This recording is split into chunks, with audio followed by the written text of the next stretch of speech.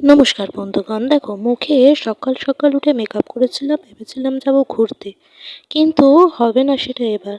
কারণ ডাক পড়েছে, আমার অফিসে যেতে হবে, খুবই দরকারি। এবার অফিসের কাজ সেরে এখন ফিরছি বাড়ি। যাব কোথায় তা তোমাদের বলবো খুবই তাড়াতাড়ি। রাস্তায় এখন গুটি গুটি করে বাড়াচ্ছি আমি পা, 1 পা 2 পা 3 পা 4 পা। রাস্তা ছিল পুরোই একেবারে ফাঁকা। যাচ্ছি আমি বাড়ি, না না নিজের বাড়ি না, এটা ছিল দিদির বাড়ি। গুড্ডু করছে হ্যালো হাই, দেখাচ্ছে কয়খান হয়েছে আমাদের ব্যাগের বোঝাই।